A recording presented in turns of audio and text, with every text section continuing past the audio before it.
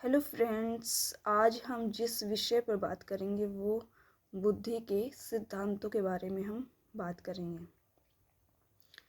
और इसके अंदर दो अप्रोच पे काम किया जाता है मनोवैज्ञानिकों के द्वारा। एक है साइकोमेट्रिक अप्रोच और दूसरी है इंफॉर्मेशन प्रोसेसिंग अप्रोच। जो साइकोमेट्रिक अप्रोच है उसके अंदर जो साइकोलॉजिस्ट हैं या फिर मनोवैज्ञानिक बुद्धि को अनेक प्रकार की योग्यताओं का एक सेट मानते हैं और यह व्यक्ति के द्वारा किए जाने वाले उसके परफॉर्मेंस को उसकी संज्ञानात्मक योग्यताओं के एक सूचकांक के रूप में व्यक्त करता है।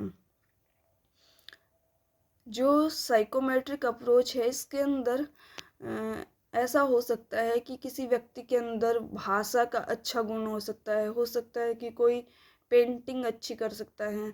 तो इस प्रकार से उसकी बुद्धि को माना जा सकता है कि उसके अंदर अलग अलग प्रकार की जो एबिलिटीज़ हैं उसके आधार पर उसकी संज्ञानात्मक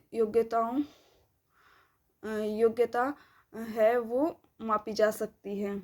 उसी प्रकार जो इंफॉर्मेशन प्रोसेसिंग अप्रोच है इसके अंदर जो साइकोलॉजिस्ट है वो मानते हैं कि उनके अंदर जिनके अंदर बुद्धि ज़्यादा होती है वो अच्छा तर्क कर लेते हैं, वो अच्छी जो कोई समस्या आती है उसको अच्छे तरीके से सोल्व कर लेते हैं।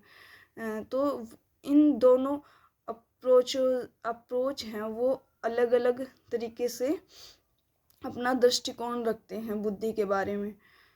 और जो सबसे पहले जो साइकोलॉजिस्ट हुए अल्फ्रेड बीने प्रथम मनोवैज्ञानिक थे जिन्होंने बुद्धि के क्षेत्र में औपचारिक रूप से कार्य किया और इन्होंने एक कारक सिद्धांत वन फैक्टर थ्योरी दी जिसमें इन्होंने बहुत ही साधारण रूप से बताया कि या तो बुद्धि ज़्यादा होती है या बुद्धि कम होती है। अगर कोई समस्या को सोल्व कर पा रहा है तो उसके अंदर बुद्धि ज़्यादा है और जिसके अंदर कम है तो ये एक ही फैक्टर पे एक ही पॉइंट पे काम कर रही है कि या तो वो समस्या को सोल्व कर रहा है तो इंटेलिजेंट की उसमें रख सकते हैं कि हाँ ये बंदा इंटेलिजेंट है। तो ये का जो वन फैक्टर थ्योरी है वो इतनी कि शुरुआती दौर में अल्फ्रेड बीने के द्वारा दी गई और उसके बाद में जब आगे बुद्धि के बारे में ज़्यादा जो साइकोलॉजिस्ट थे वो काम करने लगे तो फिर चार्ल्स स्पीयरमैन आते हैं, उन्होंने फिर द्विकारक सिद्धांत दिया, टू फैक्टर थ्योरी दी। और टू फैक्टर थ्योरी में एक सामान्य कारक होता है और एक विशिष्ट कारक होता है, एक जनरल फैक्टर मिलता है और एक होता है स्पेशल।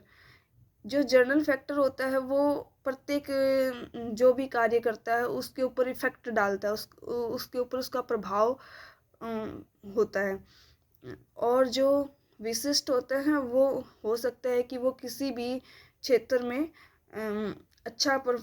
अच्छे ढंग से कार्य करता हो, जैसे कि अच्छा गायक हो सकता है और खिलाड़ी हो सकता है, वास्तुकार हो सकता है। इस प्रकार से किसी भी क्षेत्र में कुछ अच्छा करने की उसकी योग्यता हो सकती है। तो ये द्विकारक सिद्धांत जो कि स्पीयरमैन ने दिया था। थैंक यू दोस्तों।